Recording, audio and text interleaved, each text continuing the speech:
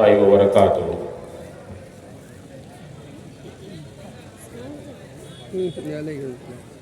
إن الحمد لله نحمده ونستعينه ونستغفره ونؤمن به ونتوكل عليه ونعوذ بالله من شرور أنفسنا ومن سيئات أعمالنا. من يهده الله فلا مضل له ومن يضلل فلا هادي له. وأشهد أن لا إله إلا الله وحده لا شريك له وأشهد أن محمدا عبده ورسوله. أما بعد، بسم الله الرحمن الرحيم. اقرأ باسم ربك.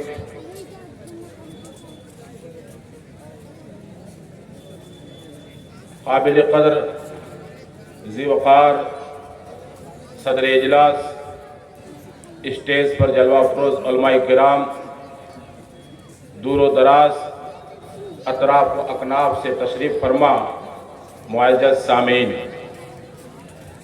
حاضرین گرامی، نہایت ہی مختصر وقت میں میں اپنی دو بات تاثرات کی شکل میں رکھنا چاہتا ہوں.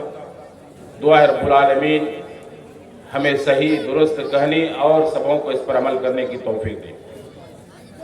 حضرات گرامی، آج کا یہ اجلاس ضلع جمعیت اہل حدیث صاحب گنج کے زیر اہتمام ہے، اور اس اجلاس کا مرکزی عنوان، جیسا کہ مشتہر علماء کرام کے نام کے سائڈ ہی موضوعات بندھے ہوئے ہیں، جس سے پتہ چل رہا ہے کہ اس اجلاس کا مرکزی عنوان اصلاح معاشرہ ہے. اور اب تک کے بیشتر علماء کرام نے اصلاح معاشرے کے مختلف پہلوؤں پر گفتگو کیا ہے، پردہ پر، سود پر اور دیگر چیزوں پر باتیں رکھی ہے اور اصلاح معاشرے پر زور دیا ہے. میں بہت ہی مختصر انداز میں اصلاح معاشرے کے تعلق سے ایک دو بات بتا دینا چاہتا ہوں. حضرات گرامی، اصلاح معاشرے کے لیے ہم کو آپ کو جس چیز پر توجہ دینی ہے اور ہم کو آپ کو جس چیز کی طرف دھیان دینا ہے، وہ ہم نے شاید بہت کم دیا ہے یا تو پھر ہم نے دیا ہی نہیں ہے. حضرات، جناب محمد رسول اللہ صلی اللہ علیہ وسلم کی بعثت سے پہلے دنیا کے اندر ہر طرح کی برائی پائی جاتی تھی. آپ یقین مانو، شرک بدعت کے علاوہ طرح طرح کی برائیاں ملتی تھی، ہر طرح کے جرائم و کرائم موجود تھے. چوری، ڈکیتی، شراب نوشی، زناکاری، رہزنی، مختلف طرح کے جرائم و کرائم موجود تھے. حقوق العباد کی کوئی حقیقت نہیں تھی. حقوق العباد کی بڑی حق تلفی ہوتی تھی اور نہ جانے کئی طرح کی بیماریاں اور سماج معاشرے کے اندر خرابیاں پائی جاتی تھی. لیکن جناب محمد رسول اللہ صلی اللہ علیہ وسلم کی بعثت ہوتی ہے، آپ کو نبی بنایا جاتا ہے، تو سب سے پہلی چیز آپ رب العالمین نے اصلاح معاشرے کے تعلق سے پیارے رسول صلی اللہ علیہ وسلم کو جس چیز کی تبلیغ کی ہے اور آپ کو جس چیز کی تلقین کی ہے، وہ تعلیم کی تلقین کی ہے. یاد رکھو، جس سماج کے اندر تعلیم ہوگی، جس سماج کے اندر تعلیم کا فروغ ہوگا، اس سماج سے اصلاح معاشرے کا کام ہو سکتا ہے.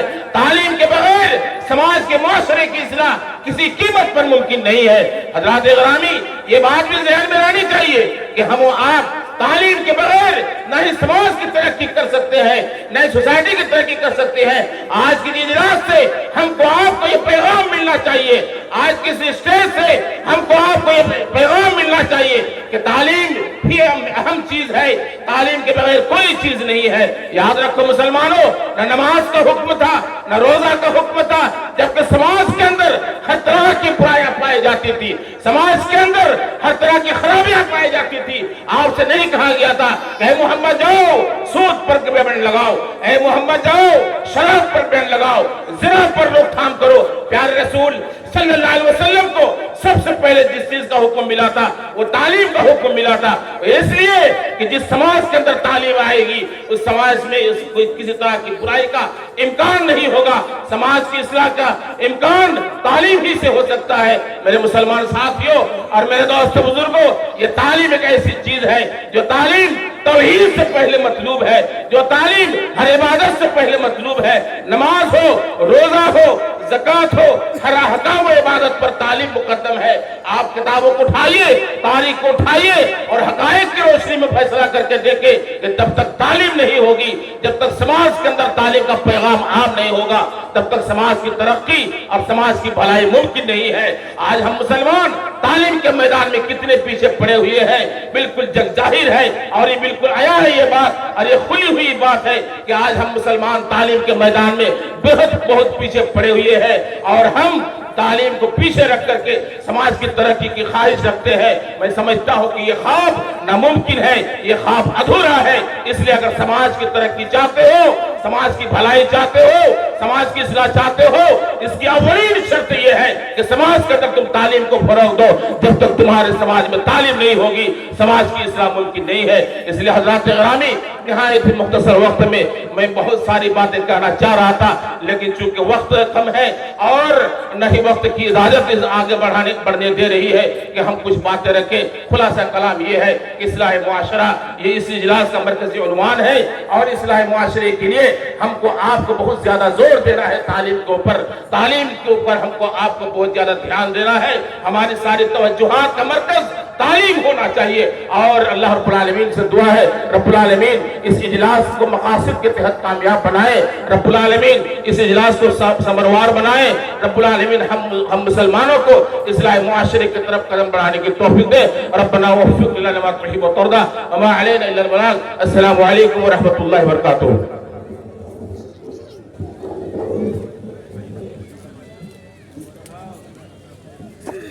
तमाम हजरात से गुजारिश है कि वुजू कर लें। अभी अजान होगी और फौरन जी 10 मिनट के बाद ही नमाज खड़ी हो जाएगी। ज़ोहर 12:10 पे जमात खड़ी होगी। ज़ोहर और असर एक साथ पढ़ी जाएगी। अभी अजान होगी फौरन। वजू किधर करना शेख बोल दीजिए, वजू किधर करना, पानी किधर है? वुजू जिधर खाना बन रहा है और जिधर लोग खाना खा रहे हैं उधर ही टैंकर है, वहीं पे वुजू बना सकते हैं बासान इंशाअल्लाह।